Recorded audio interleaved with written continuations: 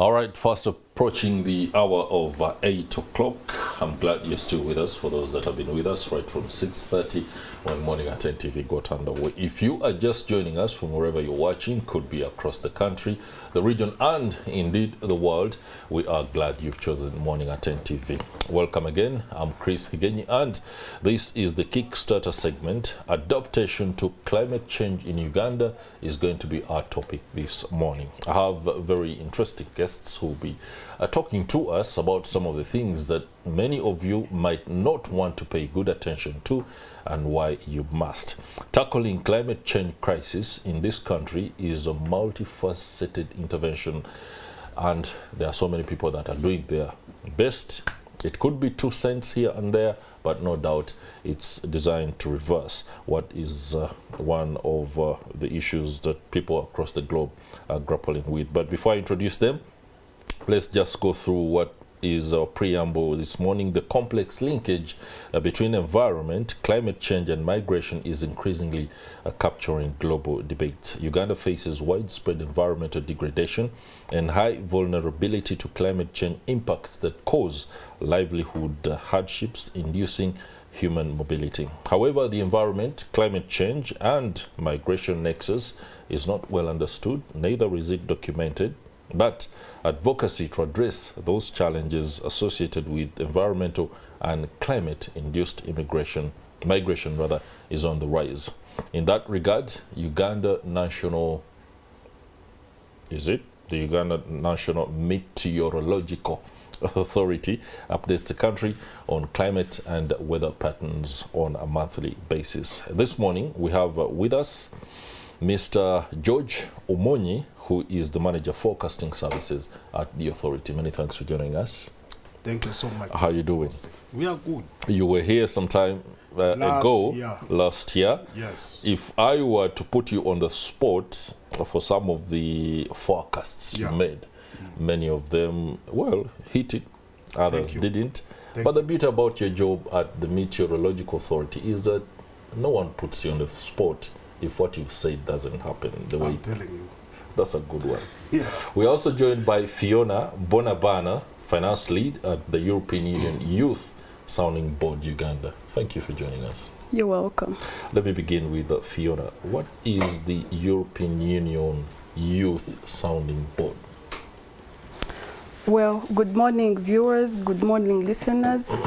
Once again, my name is Phiona Bonabana, and I'm a finance lead at the European Union Youth Sounding Board, but also under the thematic lead for climate change, renewable energy, and environment. The European Union Youth Sounding Board is a body that brings together young people from across the country to participate in the European Union activities, but also to make sure that the European Union is more participatory in having youth on their agenda. Okay, mainly ensuring that we understand. Why I say we? I'm not a youth. I might misrepresent that whole thing, but of course I understand the thrust where youth must be able to be at the forefront of matters climate change. I'll be coming to you shortly, but update us, Mr. Omonyi, on the weather report for February. Things are confusing us. We were told some time back that the rains would be, and then at some point we were told, okay, now get ready. There's going to be a lot of sunshine, and for those that depend on these things for agriculture, there's a bit of confusion. What's the latest? Okay, thank you so much. Thank you, listeners, and NTV in general, for giving me this platform always, at least to come and talk to the public. We are honored. I start from last year, end of last year, when we released the weather forecast for September, October, November. And we stated very clearly that our rainfall would be so much during that period. And we also indicated that there is high expectation for spill of the rainfall during January and Feb the following year. Why was it that? Because we looked at the system which was going to drive our rainfall, that is the El Nino, coupled with let me say there are two oceans. That is the Pacific Oceans, which drives the El Nino, then the Indian Oceans, which drive the Indian Ocean dipole. So those two oceans were really working together last year. Okay. And the moment they're working together, they all become high. Then definitely we will see the impact on March during September to December. And there would be high possibility of rainfall spilling during the dry season. So we gave that one in our forecast. So when we are seeing this kind of rainfall coming in this dry season, which is expected, for us, we are not surprised. And if you look at our forecast, it is pointing at that. Now, what is it right now? Well, Indian Ocean as the water. The ocean are the one driving our rainfall, by the way, coupled with what is around us. They are very important in our rainfall distribution, and sometimes if they behave negatively, they can also suppress our rainfall. For example, when the water body's temperature cools below the average, it will sweep all the water vapor available over our country, takes it inside the ocean, leaving us completely dry. So like last year, it was warm. All of them were warm. That's why we had been receiving that much rainfall.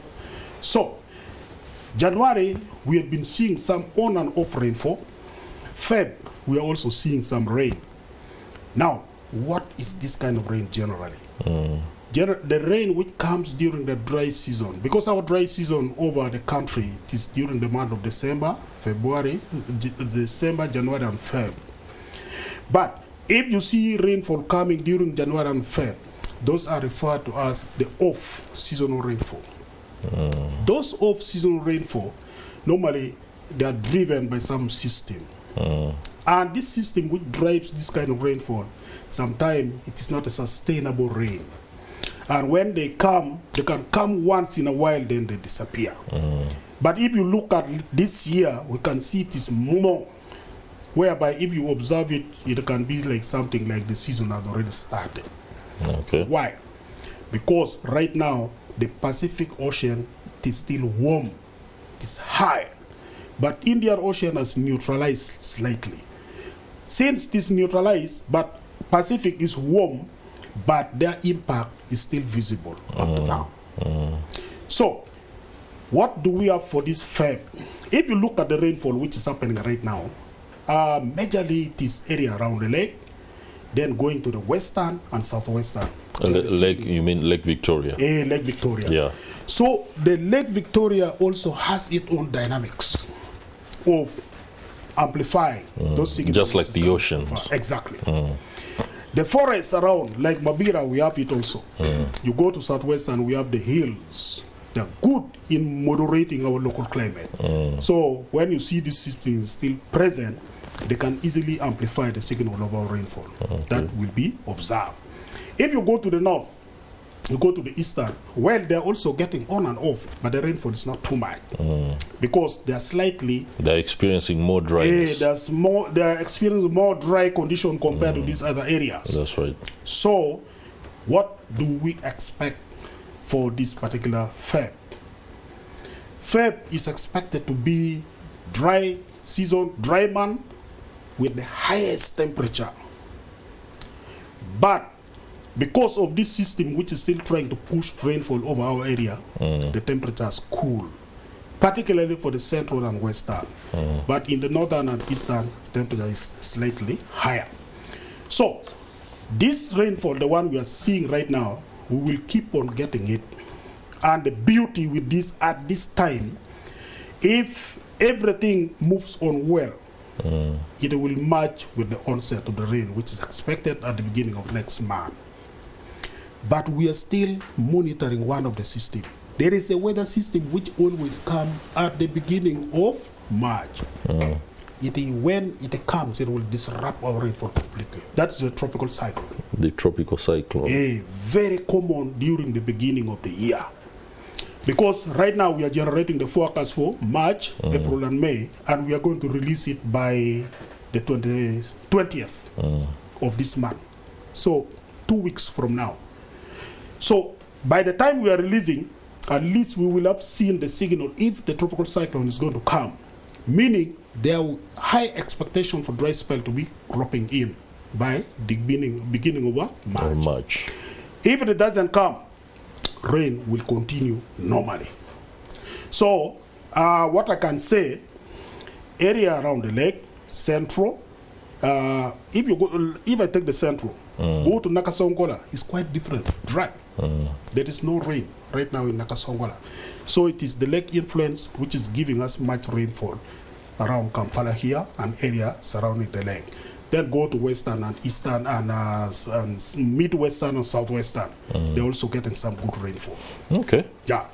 Interesting there. That's a very good overview, and I stayed with you a little bit longer on that because it's going to help us understand what predictions and what patterns we need to pay attention to, especially given the fact that many of our people in the rural areas depend heavily on rain, the incidence of rain, in order to be able to conduct agricultural activity that they are involved in. Let me return to Phiona.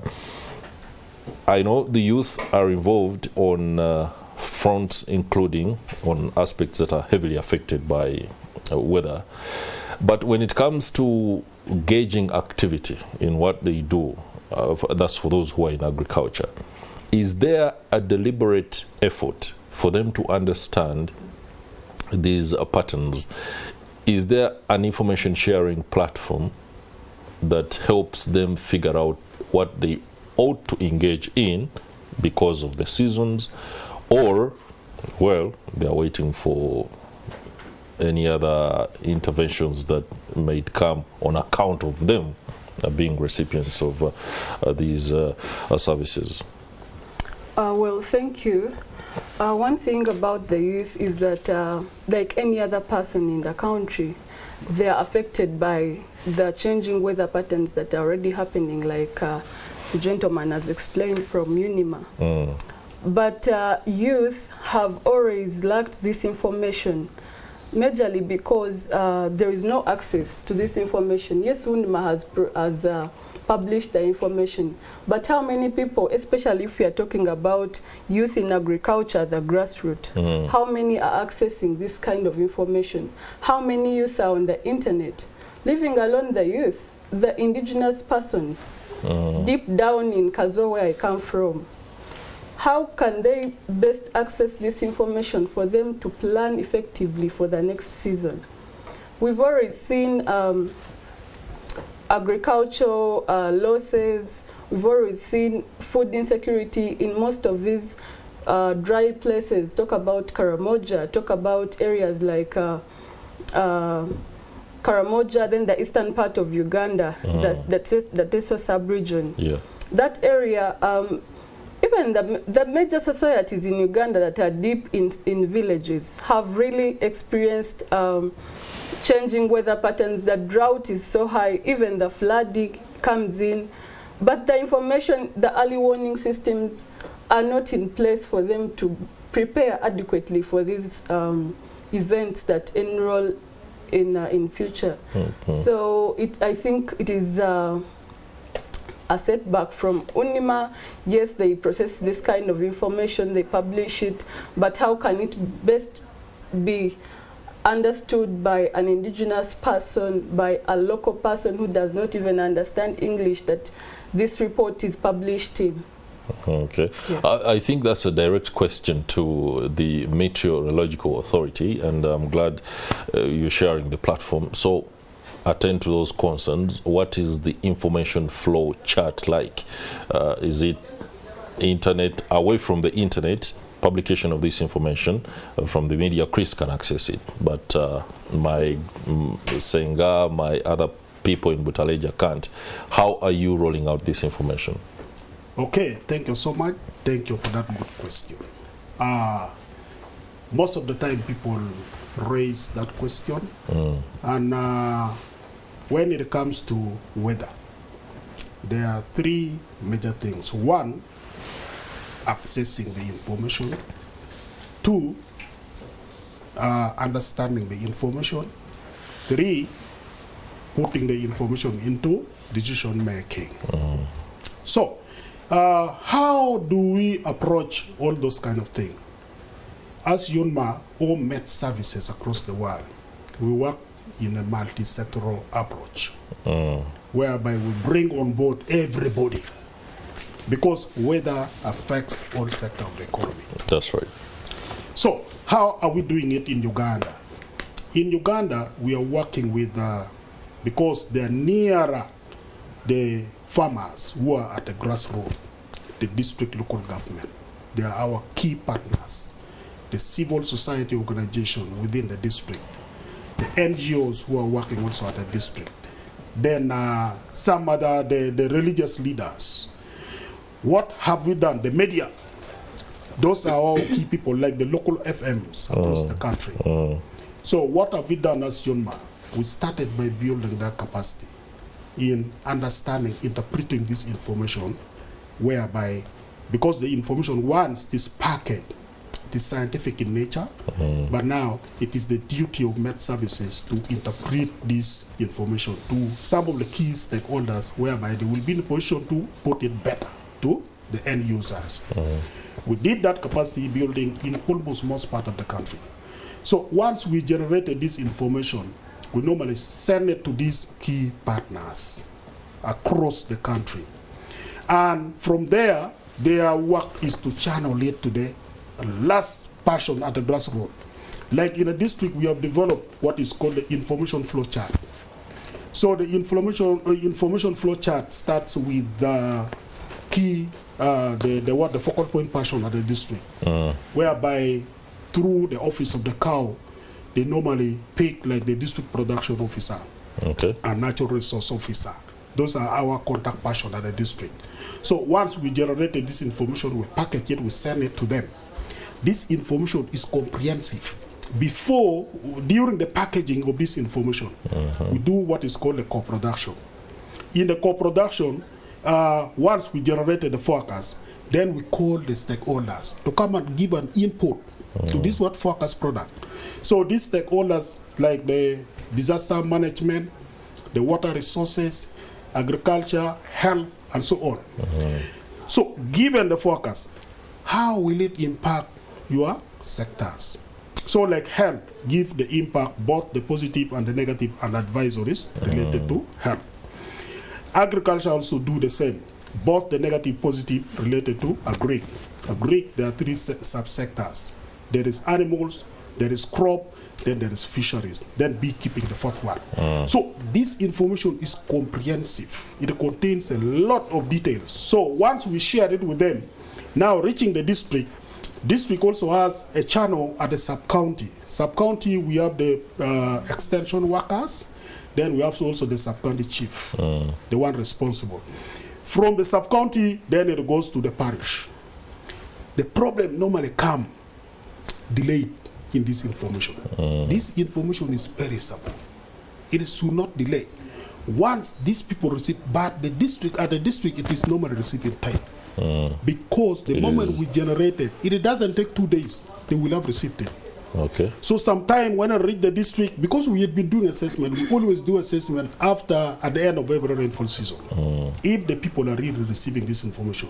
So sometime you find they said, when this information come, it reach the sub-county, they display on the notice board.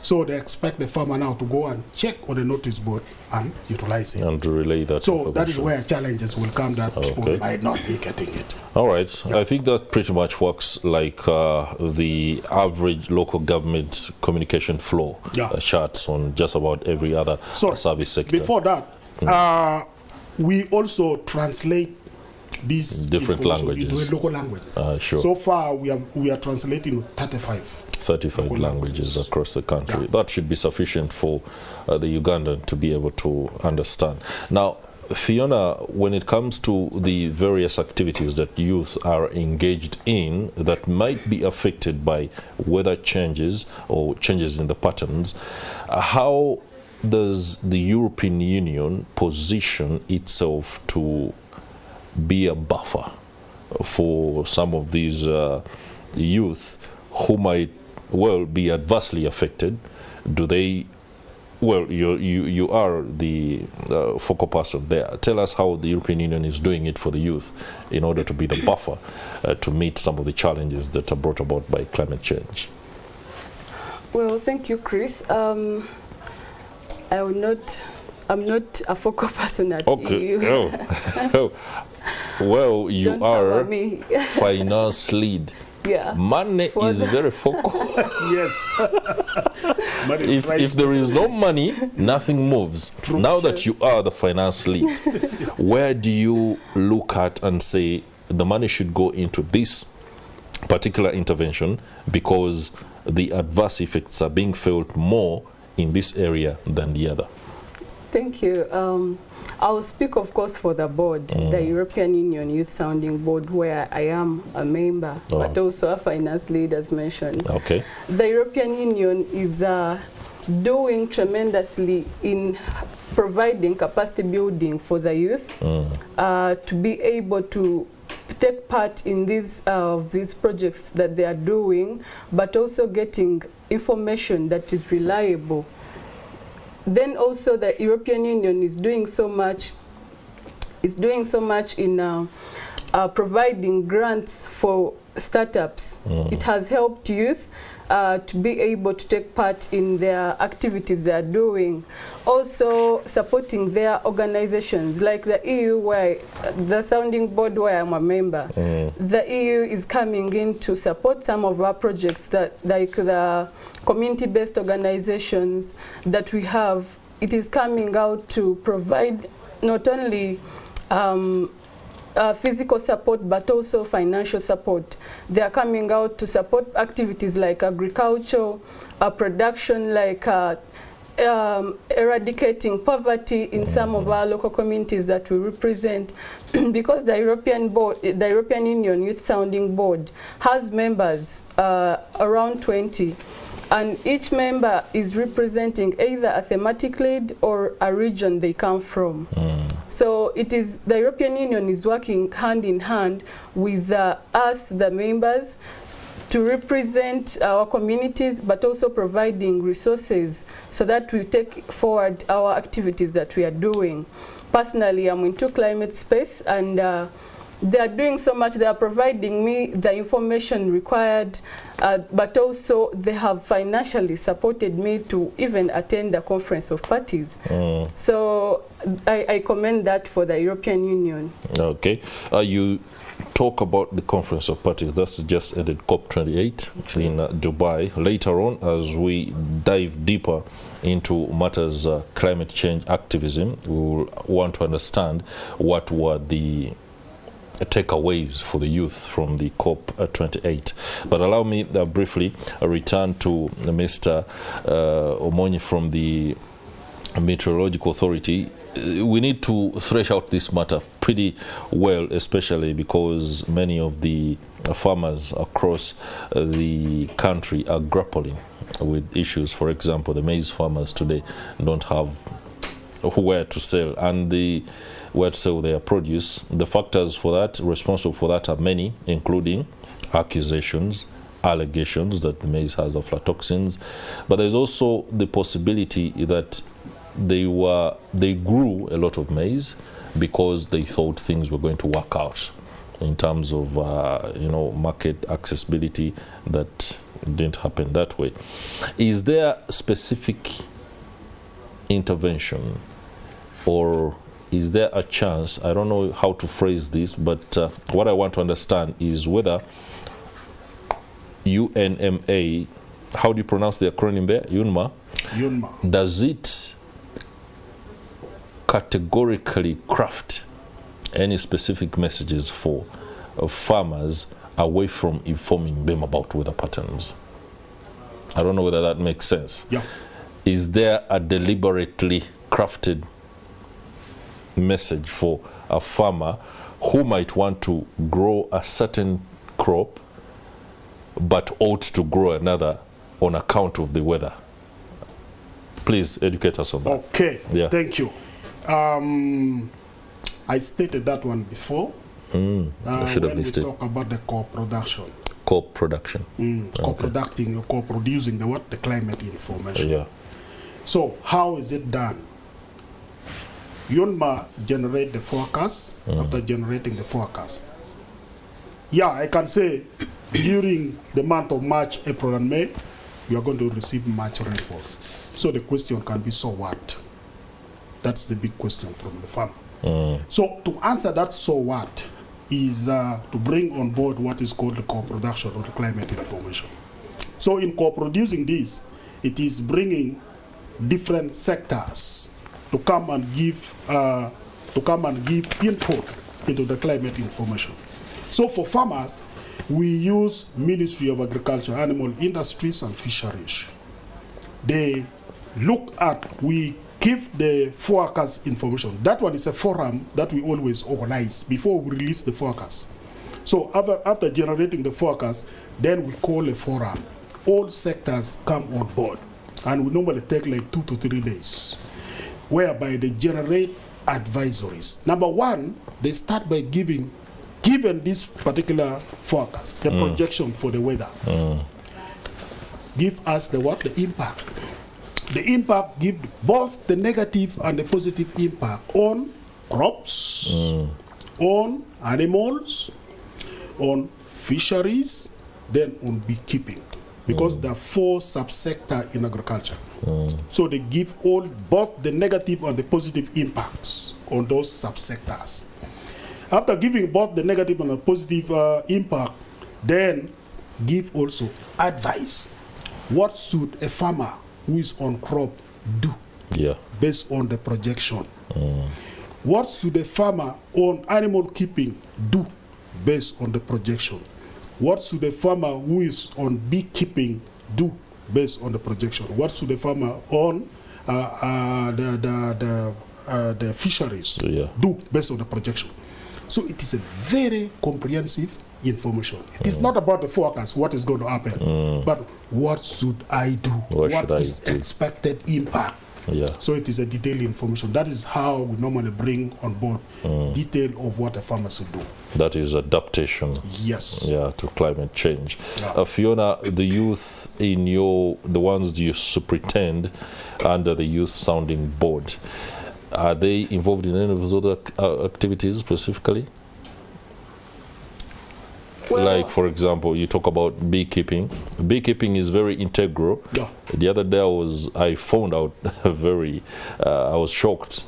If the bees were put out for just a day from existence, we could collapse many things in this world, apparently, because they are very integral.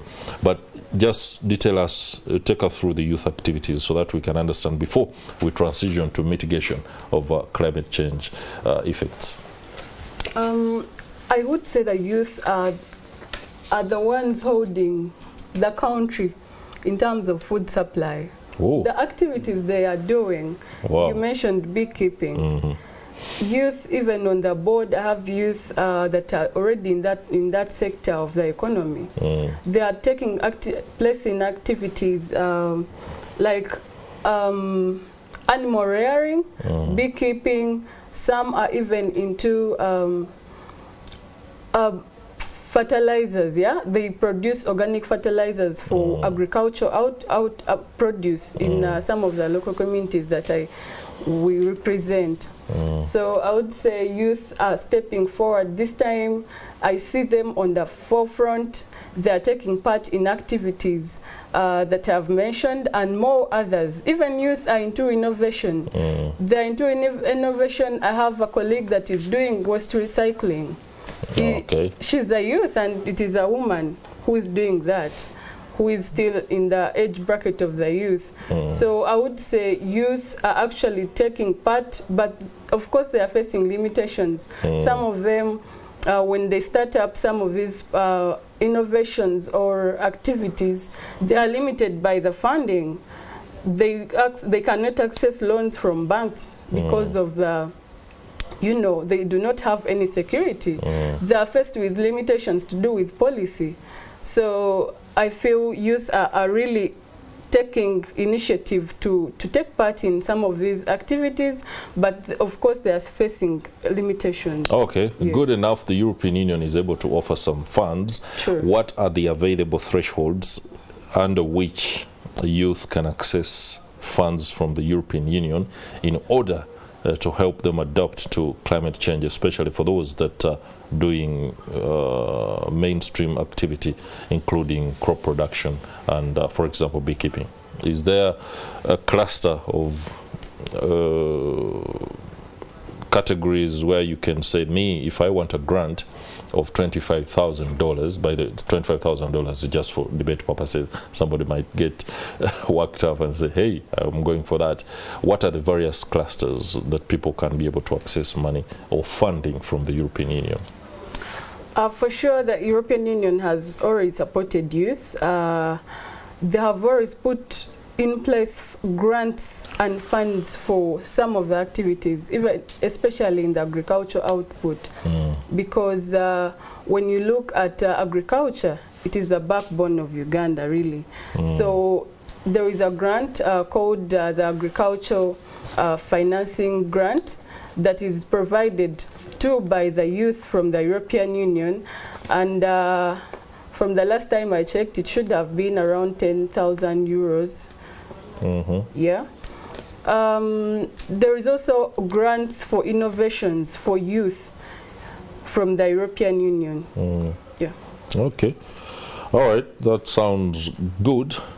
Now, when it comes to tackling, which is the mitigation arm, we've talked adaptation. There are so many things that are going on. When it comes to mitigation, it's down to, first and foremost, the policy level. We have acts or laws, regulations regarding climate change. How is the synergy working between the various stakeholders in under which laws that are supposed to ensure that we adapt well to climate change, we mitigate those effects, are pretty much in line with national policy? You might brief us on any, if you have an idea. Okay, thank you so much. There is one which is working perfectly right now. Oh, wow. And it is headed by Office of the Prime Minister, because they are the one in charge of disaster. So they are collaborating with all the sectors. And every month there is a meeting. During that meeting, we give the update, what had happened. Then UNMA to give the what? The forecast for the next month. So that is where coordination is majorly best. And you find that all sectors on board, you have to come and present the impact of the previous month on the weather. Then the expectation which is given by UNMA, so that all sectors start preparing on that. So that is one of the national platform where all sectors are always brought on board, so that we try to do our best for each of our respective sectors, so that we try to mitigate the impact of the climate change. That falls straight under the national climate change policy? Yes. Okay. Exactly. All right. Yeah. When it comes, earlier on I spoke, I promised we would be tackling the COP28 and the takeaways. We will be telling us about that a little bit shortly. But when it comes to mitigation locally within the context of Uganda, what are the available, how can I describe it? The European Union, of course, like you've just said, is involved in what's described as the Agricultural Finance Grant. Yes, yes. This one goes, that's a whole 10,000 euros, and the various innovation endeavors that are being undertaken. But mitigation of climate change effects is a very confusing thing, and the average Ugandan might be at pains to actually grasp what they need to do, when they need to do what. Aspects including rain harvesting have been put forth as one of the things that Ugandans should adopt, because rain harvesting will eventually be able to, first of all, reduce cost for water for those that pay for water. True. It will be able to provide water for irrigation of most farms, that is able to tackle any changes in weather patterns that could affect crop production. Do you mind taking us through the local landscape before we can tackle the takeaways from COP28? Mitigation, for a viewer or a listener that is on board, mitigation or climate mitigation is simply actions taken to prevent the adverse effects of climate change. And if you're to bring mitigation to our local understanding, are the systems put in place to ensure that communities are warned or are prepared for any impacts climate change would come or would put forth. So some of the ways how we can mitigate some of the climate change disasters is providing early warning systems still. We have to invest in a technology that ensures that people in our communities, basically, are warned or are prepared for some of the disasters. If they have to shift, if they have to relocate to a new place, for example, areas like Bududa, they have to be provided with an early warning system in place. By we can have a weather station in Bududa, we can have a technology that predicts, oh, this month we are going to have high rainfalls, so please relocate from the mountains, go to lower lands and stuff like that. So we also have we have ways like capacity building. People are educated about what should be done if they have to protect or preserve the environment. You know, they have to invest heavily in ensuring that the environment or the forests are not degraded, wetlands are not encroached. You know, some of the activities that really prevent some of these disasters to take place. Yeah. Okay, and they lie well within our abilities as communities. Sure. It's not. It doesn't require some kind of rocket science to figure out how you can mitigate some of these. She has spoken about the need to establish weather centers in places that are prone to disaster. This must have been done already, or are we not on it yet? Yeah, thank you so much. Generally, UNMA has tried it best. Like area which is so prone to these disasters, flooding, landslide. Bududa, we have put some good station there, whereby we receive the collected weather information almost after every 15 minutes. So we 15 minutes. There is an update on how. Exactly. Okay. Yeah. So even in southwestern, then also like those hilly areas where there is always a lot of landslide, also we have invested, of course with support from the government and also from partners. So we have put some weather station there. At least there we are a bit well captured. Yeah. Okay, now let's make the transition to the change that across the globe, the people, the whole aspect of fossil fuels and the need to transition is pretty much the debate. First, brief us on the takeaways from COP28 in the eyes of the youth and what could be conditioning the kind of interventions now ahead of, is it COP29? Yeah. All right. Of course, COP28 ended in December, from 30th November up to 13th December last year in Dubai, and that was the Conference of Parties, the 28th Conference of Parties. One of the key takeaways as a participant or as someone who was involved is there was an establishment of a loss and damage fund. Yeah, vulnerable countries or the third world countries were given a grant or a fund to, you know, to adverse the effects of climate change. They have been provided with this fund to cater for the loss and damage due to impacts of climate change in their communities. But then, you know, like countries in the third world, they always find it challenging for them to access this fund because of the bureaucracy accompanied with the fund. So it did not really bring so much joy to us, the youth, especially who are activists and advocates for environment. They just promise, but delivery, you know, is bureaucratic, you know. Then there was also world leaders agreed on a global stock take at the COP28.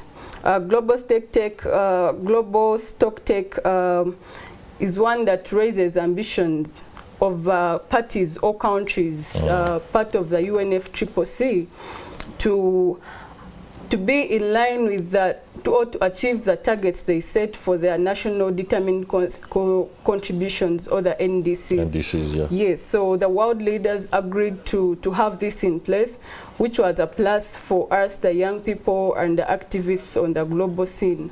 Okay. Yeah, but also it was, you know, a time where youth had to participate like wholly.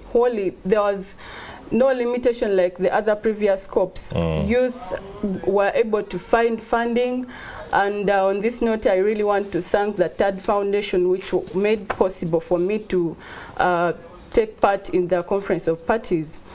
But also youth took part in proceedings, the negotiations, the international negotiations. They also took part in the side events, depending on what one's agenda was before attending the court, or what the COP, what was your aim, or what did you want to achieve at the end of COP. Okay. Mr. Omonyi, were you part of the government delegation that went for COP28, or was the UNMA incorporated? I was set to go for that, but slightly I missed it because I had some serious engagement with some project. Okay. So I did not go. So the team that went for COP28, first give us your takeaways from that. Well, were they able to share? Majorly, one of our team, let me say 3 teams from our office went for it. And one among them was the executive director of UNMA. So the takeaway is the information flow. Information flow, yeah. Which is supposed to be reaching everybody. Because to fight the impact of this weather changes and the weather variability, information must be reaching the end users. That's right. So once it reaches the end user, then there is need to take early action. Because some people don't take action. They receive the information, they don't take action. How are people not taking action on the information which has already reached them? Number one, interpreting that particular information is also a challenge. So UNMA has now taken it that generating the information is not yet enough for the information to be taken. It must be interpreted. How can we interpret it? We should put it into a simple language whereby people can understand it. That's right. 2, we should put it into a local language where people can take it. So those are some of the things which was picked up from this COP28. Okay. Yeah. All right. Now, the transition from fossil fuels to sources of energy that are sustainable to us is pretty much what makes up the climate change activism agenda. And I don't know whether within the context of the meteorology department, you've been using energy that might not be sustainable in terms of how you either anticipate or monitor. What are the basic monitoring equipment that you apply on knowing what weather patterns will be and stuff like that? Is it? Okay, thank you. There is one instrument that is now being faced off globally. That is the thermometer. The thermometer. The thermometer, you know, it contains mercury. That's right. So as we talk right now, they have cut off even all our monitoring station. We don't have the thermometer. So they are now being replaced by the automatic weather stations, which have sensors. So it is digitally. It sends the temperature, it can take the record. Why the thermometer is being faced off? Mercury is one of the source of what? Greenhouse gas. When it's released in the atmosphere. So that is what UNMA is doing right now. We no longer get this thermometer for measuring the temperature at our measuring stations, even across the globe. You that don't has get been it phased in the out. market. Okay. Yeah. And that is your 2 cents to the fight. Exactly. The emission of gases into the environment. Yeah. What is the action like on your front when it comes to phasing out of fossil fuels? The youth often ask for funding in order to be able to do or undertake activities that will help that particular transition. But then again, youth, sometimes acting without knowledge, use the products that are responsible for gas emissions. I don't know whether the disconnect is well understood for some, but how are you bridging that gap? Well, he mentioned of an automatic thermometer at their stations, yeah? But I would say how villages like Ududa, if you have to talk about a digital something system, does that require power to operate? And how many communities or how many villages have access to the grid? You know, these things are really being put in place, but really implementation is really lacking in the long run. And when the loopholes are detected, you know, they always blame it on people are not taking on the system, stuff like that. But also youth are really trying their best. Speaking on my behalf, really, we are trying to bring the information that we get from our people we represent in our communities to some of these stakeholders, UNMA, the ministries in line with the environment, NEMA, the authorities. We are trying to be the voices for young people or for the communities we represent by providing the necessary information and giving our submissions on what best can be done to have some of the challenges solved. Yeah. All right. The reason I spoke about what could be misunderstood for the youth is, for example, we love, why do I keep saying we? The youth love. Interesting, somebody might say, Chris, allow, you're no longer a youth. One thing I would blame on the youth is sometimes we don't take climate change. Some youth, because there is a statement that I read some time back during the time of COP, that by 2040 we shall have more environmental activists than solutions to climate change, something like that. So youth are being irresponsible. Some of them are being irresponsible in line with environmental protection. Say the consumption, youth are extravagant, some of them. Extravagant and luxurious. They would want to consume things they are not going to use, not putting in mind the effect it would have in the long run on the environment. Talk about the other time I saw the president, I think, banning the importation of new clothes into the country. If you look at old clothes, the second-hand clothes, sorry. If you look at the adverse impact that is already having in the countries where the importation is happening, I mean, where the exportation is coming from, you see that they are finding dumping site, and that's why they are bringing those clothes to some of the third world countries to create, I mean, to have a free, how would I term it, for them to get rid of what they no longer want. So they bring it at a cheaper cost, and some of us embrace it wholeheartedly, which is not good. And then, of course, when you talk about consumption and production, for some of the goods we consume from the upcountry or the villages where the production takes place, talk about the food we consume. Why would a food seller or these people that transport food from villages transport cassava in with its leaves, with its stem, to be cut in the city? Really? Do you know I don't know if it's making sense, but it does. That brings so much waste to the city, to the which city. would have been done even in the garden where the, you know.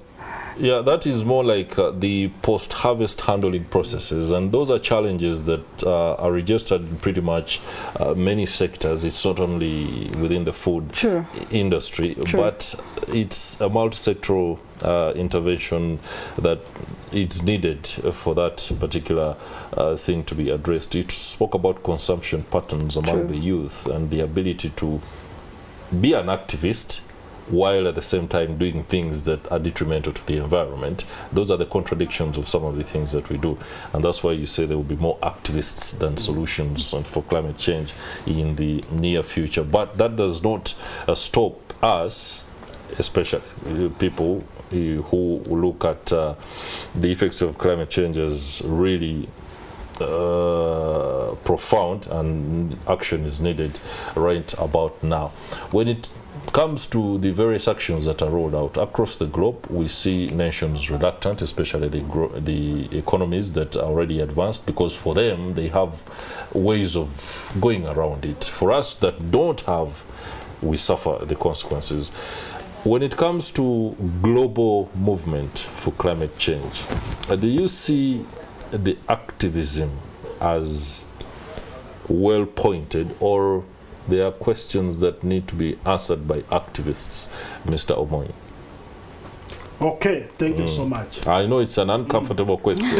I don't want to put you on the spot, but we need perspective on this. Okay, before I go into that, let me respond to my sister's concern. Yeah. About the weather station. There are some other remote places whereby there are no power. This weather station does not need power from UNMA. We use solar. Solar. Yeah. So we put it anywhere. It works. So our work is only to be replacing the batteries and the panel. Then the data's access, where we have put it, there is always a mini server at the district. So they get the data also, and some data also we get it. So we have like a card for these telecom company. So it will be transmitting the data to our server and also to the district. So all of us, we have access to that. So there is no problem with where there is no power, what. And there is a qualified weatherman to help dissect, or rather give this information. Yeah, that's true. Okay. Now to come to your question of the what? Come again. Climate activism is increasingly putting us in a position where I think I should describe it this way, like she expressed fear that in the near future we might have more climate activists than solutions to climate change. Yes. That does not completely nullify the fact that we need to seek solutions across the globe. What's your take on the solutions that are being advanced by the advanced economies vis-a-vis us in the global south, who are heavily affected more than the West that has the ability to respond? Okay, thank you so much. Looking at that, you see there's so many people who are coming up on the issue of the climate. But some of them, majority of them who are coming, they are not coming up with a way of addressing the problem on the ground. So what should be done? Number one thing which should be done is people should look at information is number one. Information, yeah. And this information must be reaching the last mile. Once the information has reached the last mile, then at least action must be taken. Early warning information for an informed decision making in early action. So in that you can see like that is how can it be done? The generator of the information, they should be put on the front line. The generator of the information. Generator of the information. That is UNMA for the case of Uganda, or Met Services for the case of any other country. Now, once the information is generated, we should plan to get the channels where information will be flowing. Once you have got the channel, this information should not delay. It must reach the last mile within the shortest time possible. Because when it delays, then at the end of it, somebody will find something which was already projected earlier in advance. Yes, yeah. So it find that people will be exposed to those kind of impact. So I see that is one of the ways that if we put it to be effective, then at least we'll be in position to reduce the impact of. We cannot stop. Yeah, we cannot impact, stop. but we can only reduce it. Reduce and manage it. Yes. All right. Phiona, activism has increasingly appeared to be a career on its own. And many people have seen it as one of the readily available options for many youth to step into, especially since employment opportunities are scarce everywhere else. And this is something that should offer funders, especially the donors, some kind of food for thought when it comes to how do the funders, for example, donors in this particular case, work out the agenda of the activist? Is it really climate change activism, or it is to take on a new career? Because it pays to be an activist, doesn't it? Yes. Anyway, uncomfortable question to be asking somebody from the European Union, but please help us. How is that being tackled by the donor community? Well, I would respond to your question as an activist. One, as an as an activist, but also as an advocate for environment. Yeah. I would say activism comes with passion. It's not just a matter of, you're lacking employment, so you're into activism, really. If your target is that you will fail, you will try for the first 3 months and you collapse. Yeah. I mean, like, you will not be known for the rest of your life. That's right. So it really comes with passion. And I would say, like, the activists, by the way, I commend them, like, for the work they are doing out there. If you're an environmental activist out there, kudos to yourself. You're doing so much to save the environment. We have added a voice. Some of these activists have organizations they are leading. Out of passion still. They are driven by passion to see that our planet is a healthy one and is sustainably used for the future generations of our children and grandchildren. But also, I also understand that there are activists who are, I would say, having other agendas. For example, they are targeting the grants. Not only the grants, they want visibility, yeah, of course, in the long run, grants. But I know an individual. Okay. I know an individual. This person was so much into the activism space. Yeah. But he won a very huge grant and he disappeared. It is sad to say on television, but he disappeared. Like, even now, if you wanted to trace the works he was doing, you will not find it on internet. I think that was his aim. That was the aim as an individual. Yeah. Of course, people are always selfish. There will always be those. But I can't say activists or activism is totally about that. Some of us are doing the work with passion, but also because it's what we studied. That's right. And if you're doing something that is not giving you money, I don't know what your aim is. That is passion, no passion, driven by passion, and then the education background of it, but also because you want to benefit from it. If you're doing something for the community, why not benefit the community and also benefit yourself as an individual? Okay. Yeah. All right. Thank you for what is no doubt a very honest assessment of that issue. Lady and gentlemen, I think we are nearing the end of this particular discussion. I would like to get your final thoughts on the matter. It could be adaptation that we could have not exhausted, or it could be mitigation. Or you could even help us let out some few plans that you're up to that we might be required to pay attention to as the country. Okay, thank you so much. Me, I will give right away because the current rain is confusing people a lot. Yeah. I'm receiving a lot of call asking me, should I plan? Should I do what?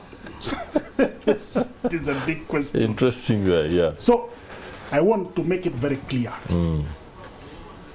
Rain we are receiving now. We are still in the dry season. This is a dry month. But what we are receiving right now, we call it off-seasonal rainfall. Off-season rainfall. So, make good use of this rainfall for preparing the garden. All right. Yeah, and there are some other activities people are doing also which needs water. Harvest this rain, harvest this water, and make good use of it. UNMA is currently working on generating the forecast for March, April, and May. By the 20th, it will be out. On a good note, this year, the Greater Horn of Africa, they are going to have a forum in Munyonyo, where they will release the forecast for March, April, and May for the Greater Horn of Africa.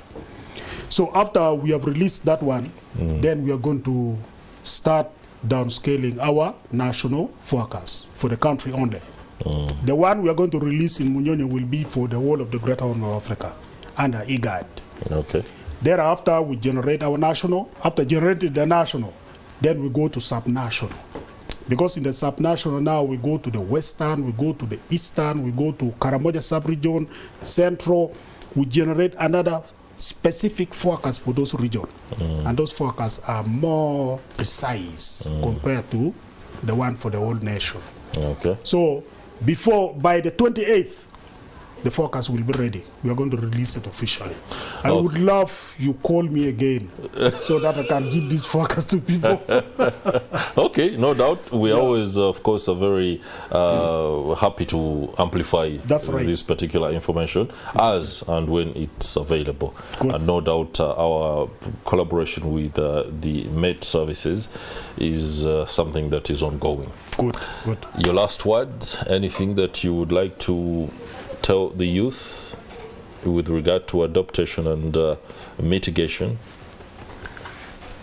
It may not generally be about the youth, but to the general community out there, That's especially the stakeholders, the main stakeholders in this thing.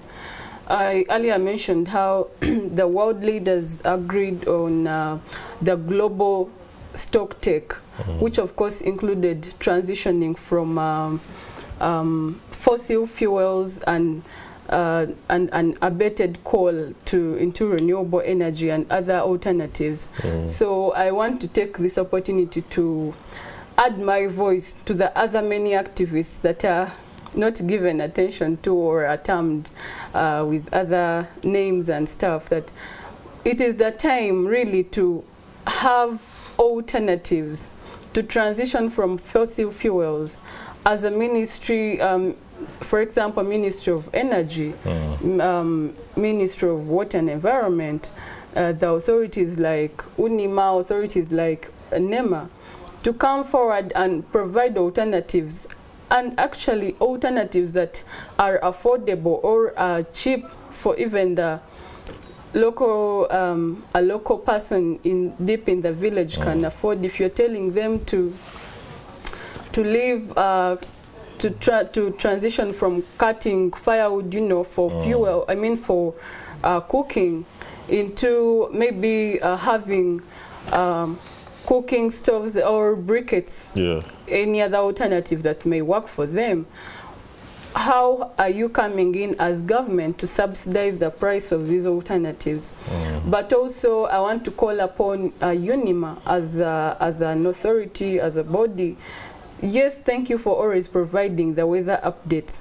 But how fast, because some of us usually see the updates from maybe internet or from news, you know, they're updating us, but someone deep in the village, he has talked about the channels of communication they use to have this information, you know, dispersed up to the local person.